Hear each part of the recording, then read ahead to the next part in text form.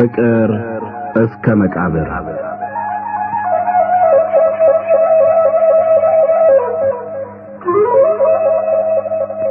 ደራሲ ሐዲስ ዓለማየሁ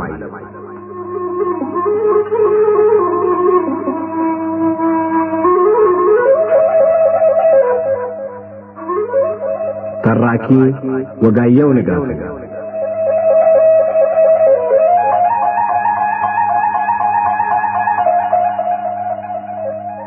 ፍቅር እስከ መቃብር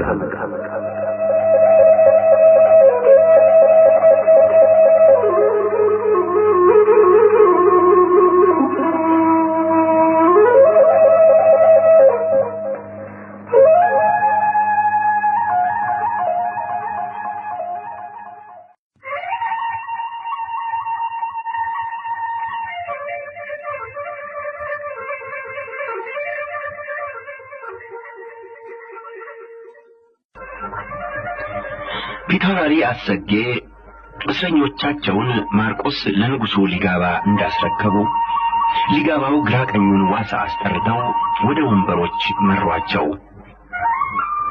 ከዚያ ፊታውራሪ መሸሻ ባላገሮችን በየበኩላቸው ክሳቸውን አቅርበው ዳኞችን ለመግዛት የጉቦ ጨረታ ገጠሙ።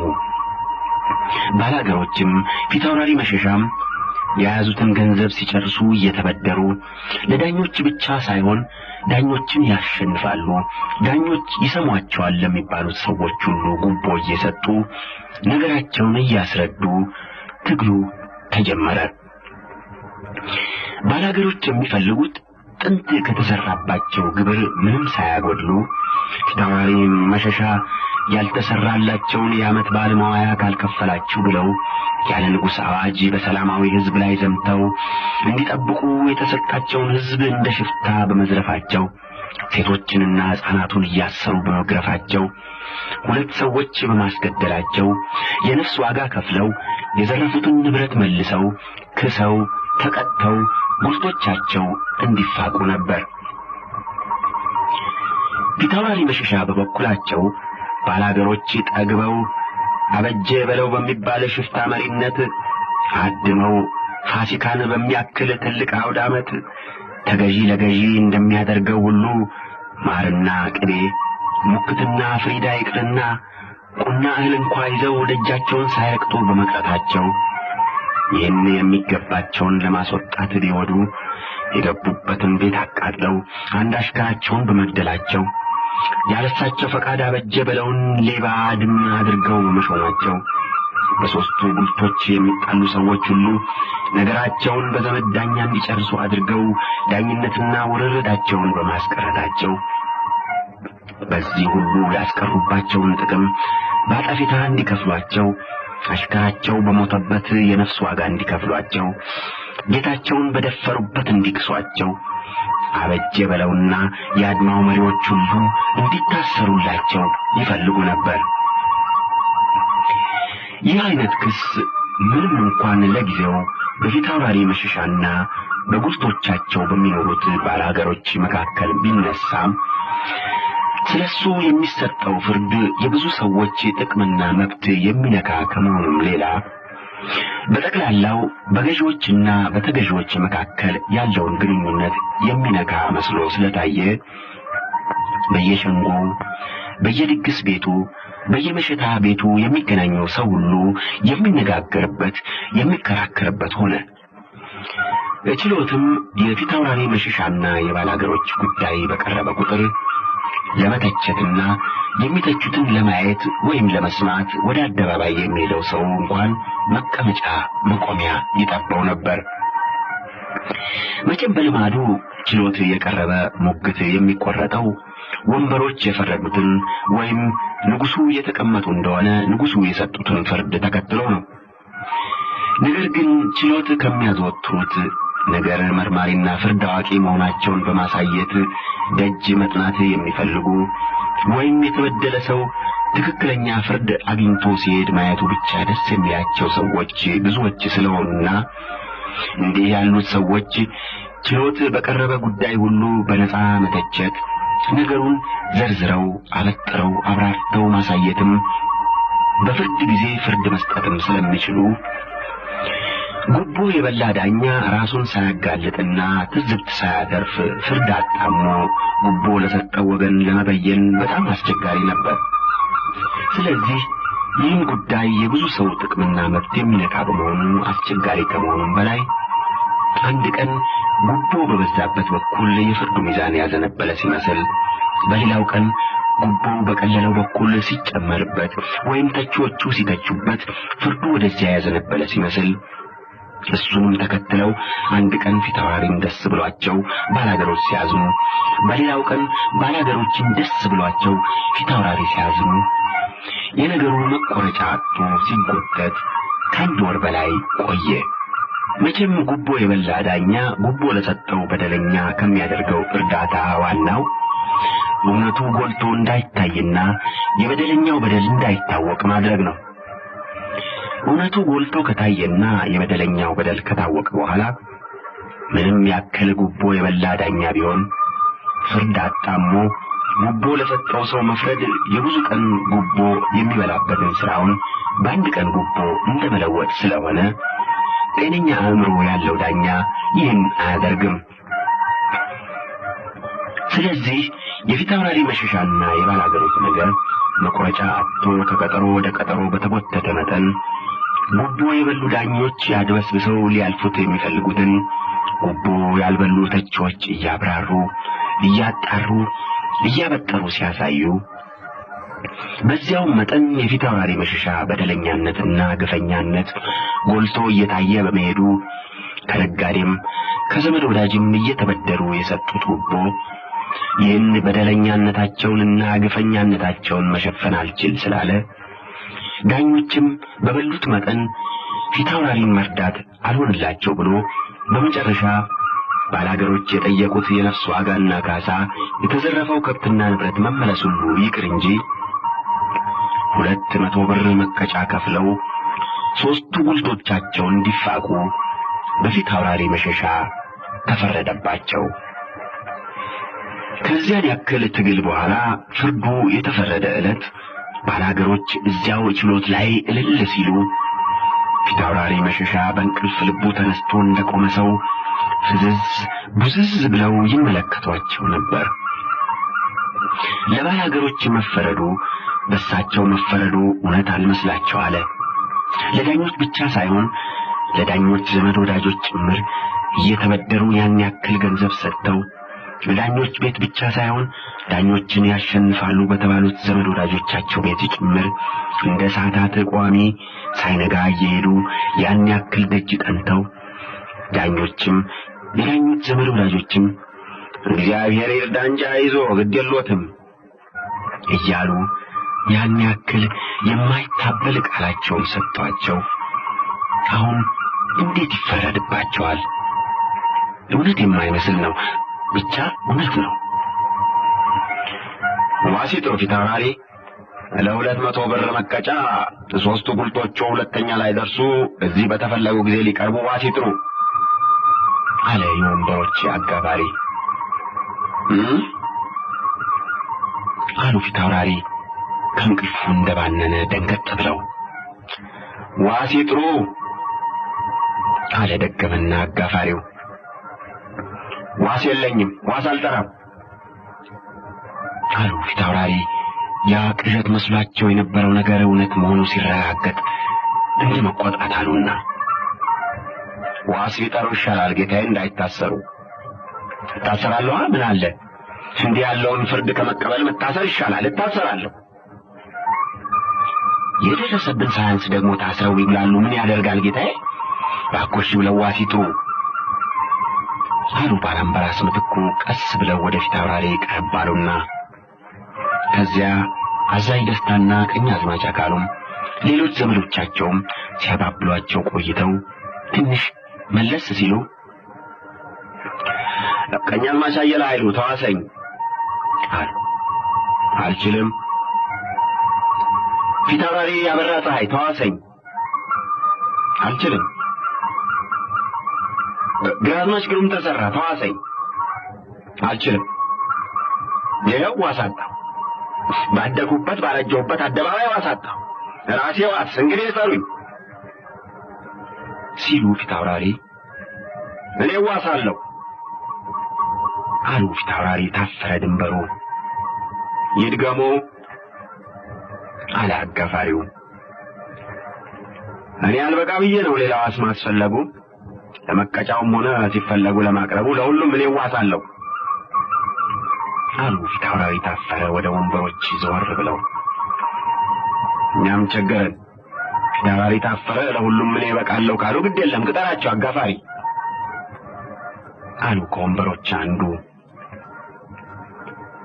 ከዚያ ግራ ቀኙን የሚያውቃቸው ሕዝብ ከቦ የተፈረደላቸውን እንኳን ደስ አላችሁ እያለ የተፈረደባቸውን እያጽናና ሁሉም ከችሎት ተመለሱ። ፊታውራሪ ፍዝዝ ብለው አቅርተው ማሰብ መናገርም አይችሉም ነበር።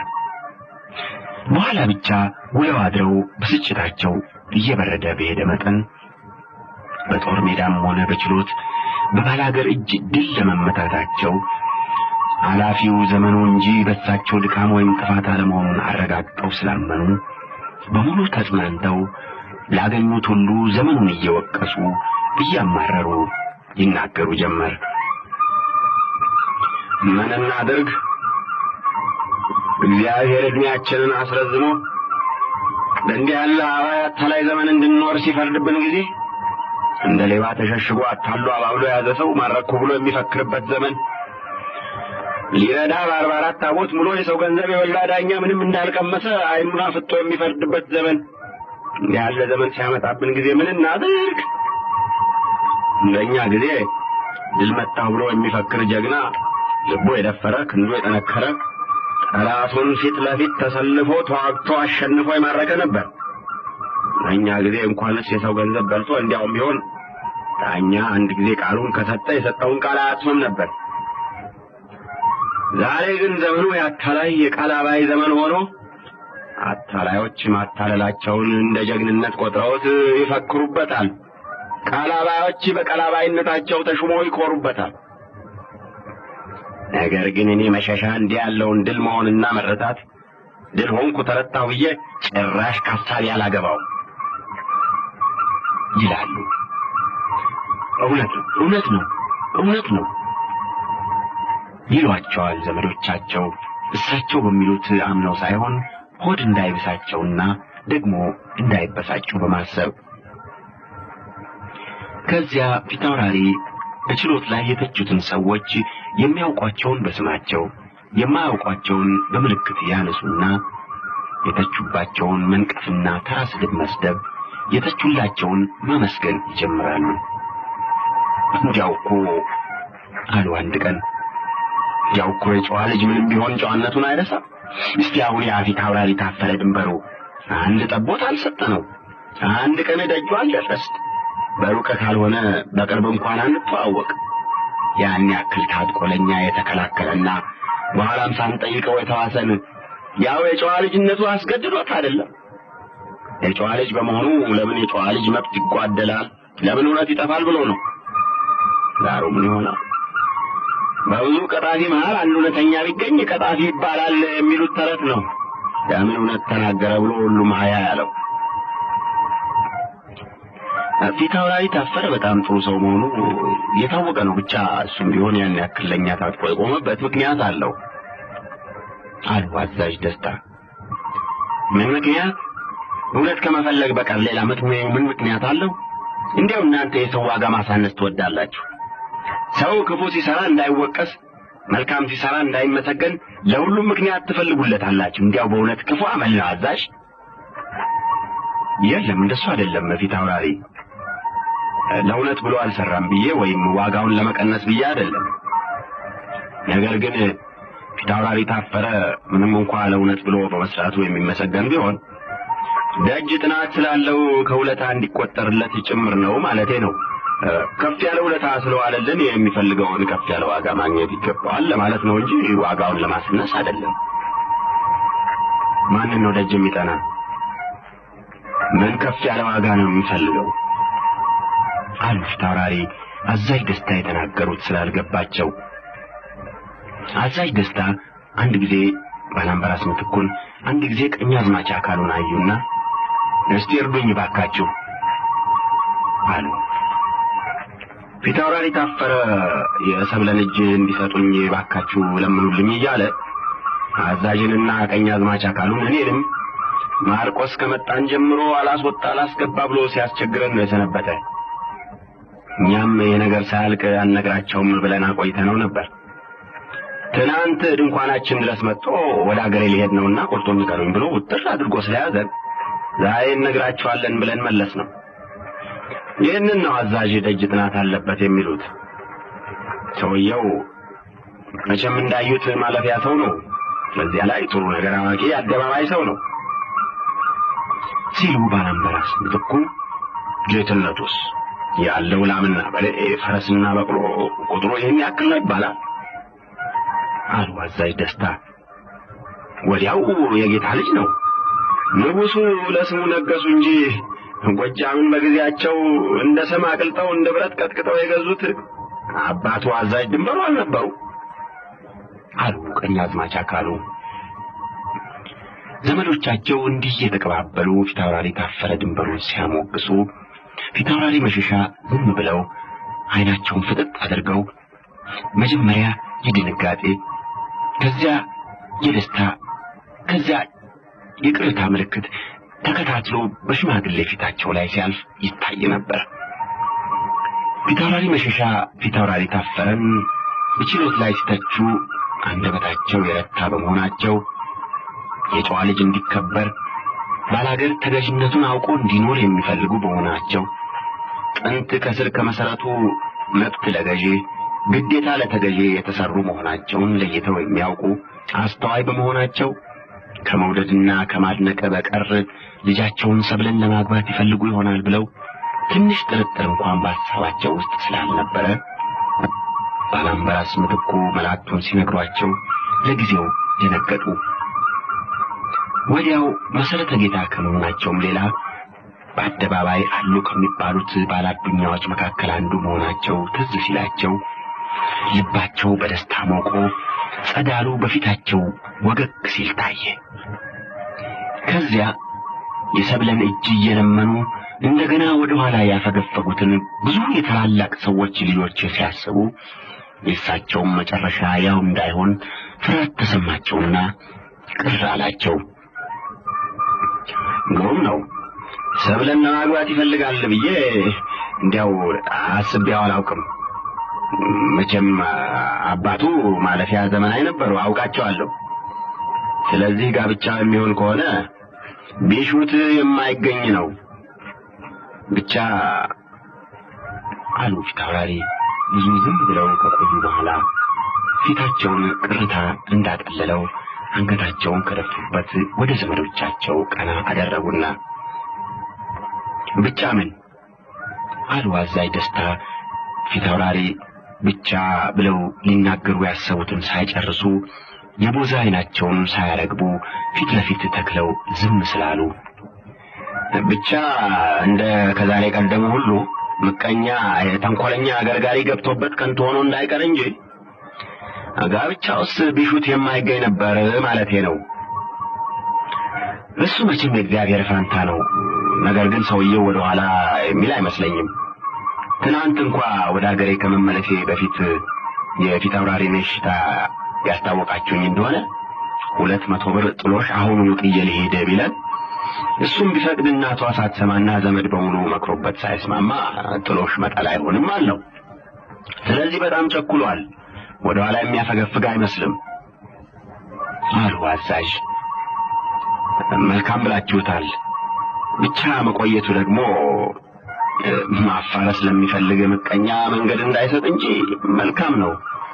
ወዲያውም ልጃችን ባላታ የተቸገርንና ምሽት ፈላጊ ወዲህ የምንል እንዳንመስል መክረን እናስታውቃለን ማለቱ መልካም ነው አሉ ፊታውራሪ። ስለ ሰብለ መታጨት ፊታውራሪና ዘመዶቻቸው ደስ ብሏቸው ሲነጋገሩ የፊታውራሪ የጭንገድ ወይዘሮ የሰራሽም ሲቸገሩበት ለሰነበቱት አንድ ነገር መንገድ ያገኙ መስሏቸው በበኩላቸው ደስ ብሏቸው ዝም ብለው ያዳምጡ ነበር። ወይዘሮ የሰራሽም ሰብለን ምንም ያደረገቻቸው ወይም የተናገረቻቸው ክፉ ነገር ባይኖር የጎባን ልጅ በመሆኗ ብቻ እናቷን በሚያዩበት ዓይን እያዩአት አይወዷትም። ነገር ግን አባቷ በጣም ስለሚወዷትና የሚጠላትን ሁሉ እንደሚጠሉ ስለሚያውቁ ፊታውራሪ እንዳይጠሏቸው የሚወዷት መስለው ለመታየት ይጣጣራሉ። ሰብለ ከበዛብህ አረገዘች እየተባለ የሚወራውን ወሬ ከዲማ የመጣ ነጋዴ አረጋግጦ ስለነገራቸው እሷን ከእናቷ ጋር አንድ ላይ የሚመቱበት ጥሩ መሳሪያ በማግኘታቸው መሰንበቻውን ልባቸው ደስታውን አልችለው ብሎ የሚያደርጉት ቅጡ ጠፍቷቸው ሰንብተው ነበር። ብቻ የአሰራሩ ዘዴ ካልታወቀ ጥሩ መሳሪያ ከሚሰጠው ጥቅም የሚያስከትለው ጉዳት ሊበልጥ ይችላል። ስለዚህ የማይወዱትን እንደማያዳግም አድርጎ ለማጥፋት ጥሩ መሳሪያ ማግኘት ብቻ ሳይሆን ገና አጋጣሚና ጥሩ የአሰራር ዘዴ ጭምር ማግኘት ስለሚያስፈልግ እንዲህ ያለ አጋጣሚ እስኪገኝ ይጠብቁ ነበር። ያን ዕለት ተገኘ። እንግዲህ የውስጥ ደስታን ባዘንና በእንባ መሸፈን፣ ጥልቅ ጥላቻን ጥልቅ ፍቅር አስመስሎ ማሳየት፣ ለመበቀል የሚደረገውን ትጥቅ ለመቆርቆርና ክብር ለመጠበቅ የሚደረግ ትጥቅ አስመስሎ ማሳየት ማወቅ ብቻ ነው የሚያስፈልገው። ይህን ማድረግ ምንም አያስቸግርም። መጀመሪያ እንባቸው ሲቀሩት ቶሎ አቤት ብሎ የሚደርስ ታዛዥ ስለሆነ ያለቅሳሉ። ከዚያ ፊታውራሪ ምን ነው ምን ሆንሽ ሲሏቸው ምንም አልሆንኩ እያሉ ዝም ብለው ልቅሷቸውን ይቀጥላሉ። ከዚያ በኋላ ፊታውራሪ እንደ ልማዳቸው ፊታቸውን እየደባበሱ ሲያባብሏቸው ንግግራቸውን ሳግ እያቋረጠው አፍንጫቸውን እየተናፈጡ እንባቸውን ከዓይኖቻቸው እየተራረቡ በሳቸውና በፊታውራሪ የደረሰውን መከራ ቀስ ብለው መንገር ይጀምራሉ። ይህ ነው። ወይዘሮ የሰራሽ ይህን በሐሳባቸው አደራጅተው በተራ አስቀምጠው የሚያስለቅስ ነገር ይፈልጉ ጀመር። ብቻ የሚያስገርመው ሁልጊዜ ሲያስቡት የሚያስለቅሳቸው ነገር ሁሉ ያን ዕለት ስሜታቸውን አልነካው አለ። እንባቸው እንኳንስ ትእዛዛቸውን፣ ልመናቸውን፣ ማባበላቸውን፣ ማቆናመጣቸውን እምቢ አለ። እንባ የሚፈልቀው ከለስላሳ ልብ ነው። በቂምና በበቀል ከጠጠረ ከጠነከረ ልብ አይደለም። የወይዘሮ የሰራሽ ልብ ያን ዕለት የበቀል ዕቅዳቸውን ሲያቅድ ጥርሳቸውን ነክሰው የጠላቶቻቸውን ጥፋት በዓይነ ሕሊናቸው ሲያዩ ልባቸው ጠጥሮ አልነካ አለ፣ እንባ አልፈልቅ አለ። ስለዚህ የሚያደርጉት ጠፍቷቸው ይሸበሩ ጀመር። ያቀዱት ዕቅድ እንኳን ተራው ጠፋቸው። ምን ሆንሽ የሰሩ አሉ ፊታውራሪ የጭንገረዳቸውን ሁኔታ አይተው። ምን ሆንኩ? ደህና ነኝ። ልጃችን እንዲህ ያለ ጌታ ልጅ የሆነ ባል ማግኘቷ ስንመኘው የኖርነውን አይነት ባል ማግኘቷ ደስ የሚያሰኝ አይደለም? በጣም እንጂ አሉ ወይዘሮ የሰራሽ እንዲሁ አፋቸው እንዳመጣው። ሁኔታቸው ሁሉ ሲሰርቅ እንደተያዘ ሌባ የሚሉትን አጥተው ሲቸገሩ የሚያሳይ ነበር። ምን ደስ አላለሽም? አንቺም እኮ ልጅሽ ናት። እንዴት ደስ አይለኝ አሉ ወይዘሮ የሰራሽ ትንሽ ልብ እንደመግዛት አሉና። ባትወልጃትም ያሳደግሻት ልጅሽ ናት፣ ደስ ይበልሽ። እየተሳልኩ እምባዬን እያፈሰስኩ ፈጥኖ ደራሹን የዲማ ጊዮርጊስን ስለምን ሳማጥን የኖርሁበት ነገር እውነት የሚፈጸምልኝ ከሆነማ ከዚህ የበለጠ ምን ደስ የሚያሰኘኝ ነገር ይኖራል? ነገር ግን አሉ የፊታውራሪ የጭንገረድ በመጨረሻ እንባቸው መጣላቸውና፣ ነገር ግን ምን አሉ ፊታውራሪ ትንሽ እንደመፍራት ብለው። የለም ከቤት የሚመጣው ወሬ ደስ ስለማያሰኝ ይመከርበት ተብሎ ውሉ ሳይታሰር መቆየቱ መልካም ሆነ ማለቴ ነው። ከቤት ምን ተሰማ? ጡሬ ምን ሆነች? ምን ደረሰባት? እሳቸውማ ምን ይሆናሉ? ታዲያ ልጄ ናት ምን ሆነች? አሉ ፊታውራሪ ሁለመናቸው እየተንቀጠቀጠ።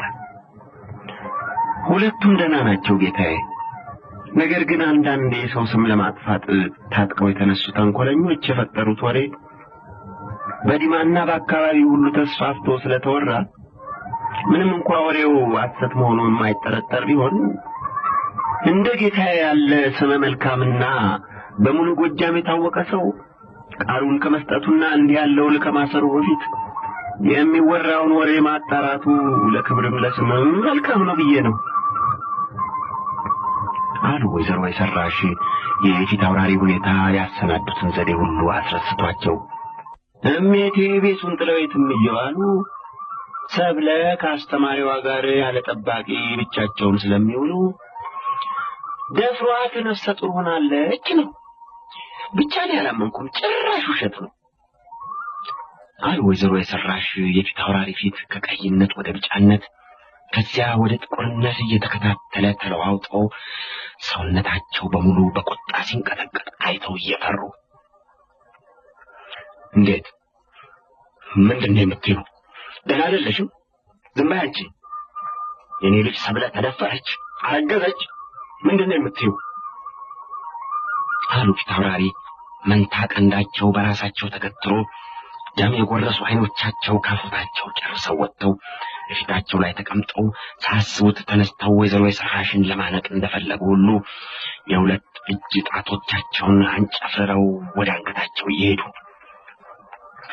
ለስሙ ለክብሩ ማጣራቱ ይሻላል ብዬ ነው እንጂ እውነት ነው ብዬ እኮ አይደለም። ሐሰት መሆኑ እኮ የማይጠረጠር ነው አሉ ወይዘሮ የሰራሽ ካሁን ሊያንቁኝ ነው ብለው ደንግጠው እየተርበደበዱ። ወይኔ መሸሻ፣ ሳልሞት አፈር ሳልሆን የኔ ልጅ እልፍኛ ውስጥ ተደፈረች፣ አረገዘች። አለሁ ሲመስለኝ ለካስ የለሁም፣ ሞቻለሁ። አያት ቅድመ አያቶቼ በደማቸው ያስጎለቷቸው ጉልቶች እኔ ልጃቸው እንደሌለሁ እንደሞትኩ ተፋቁ። ልጄ አባት እንደሌላት አባቷ እንደሞተ ተደፈረች። አዎ ባልኖር ነው ብሞት ነው እያሉ ፊት አውራሪ በሰፊ ድንኳናቸው ውስጥ እጃቸውን ወደ ኋላ በጀርባቸው ላይ አስተሳስረው ከወዲህ ወዲህ ሲንጎራደዱ ቆይተው ሲደክማቸው እድል ዳራቸው ላይ ሄደው አንገታቸውን ደፍተው ተቀምጠው ያስቡ ጀመር።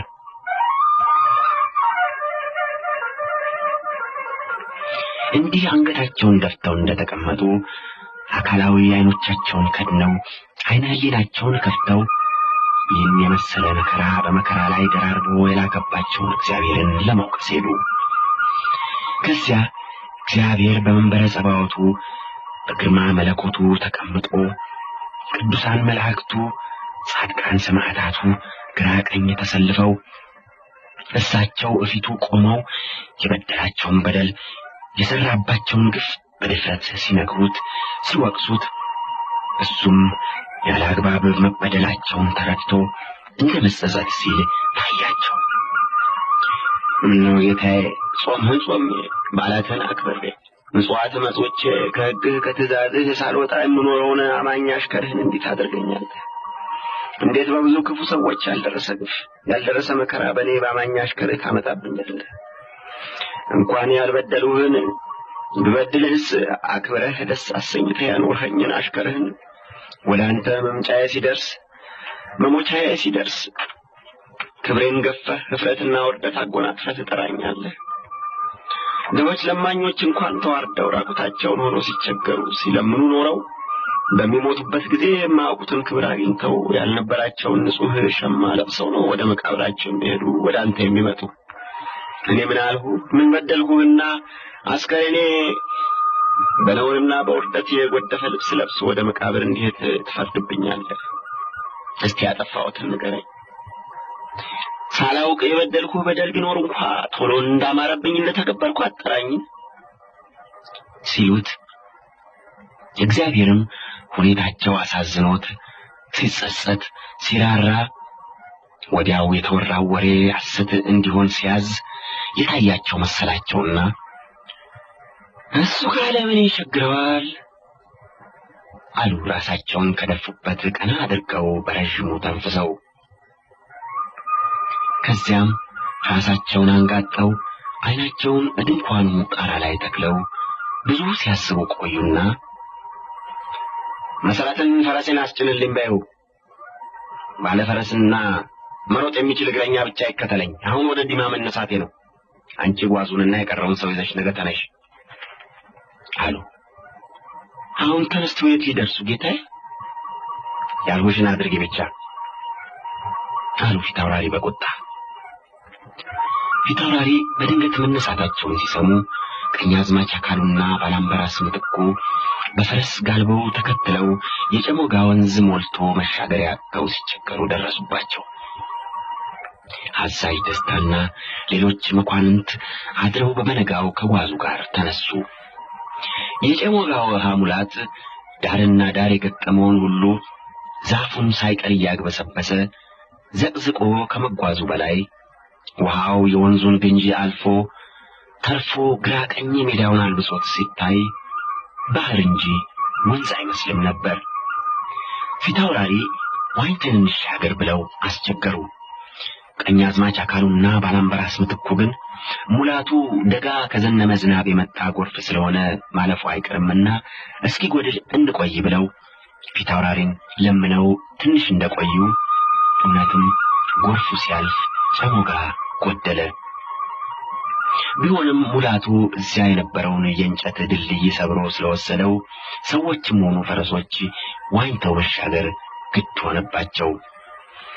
ጨሞጋን ተሻግረው ፈረሶች ለመጋለብ እግረኞች ለመሮጥ ቢሞክሩ ያ በዝናብ የቀለጠ ወልካ መሬት የሯጮቹን እግር እያዳጠ የፈረሶችን ኮቴ እያሰመጠ እንደ ልብ አላስሄዳቸው አለ። እንዲህ እየታገሉ እየወደቁ እየተነሱ ቀኑንም ሌሊቱንም ሄደው ዲማ በሁለተኛው ሌሊት ሰው ሁሉ ከተኛ በኋላ ደረሱ።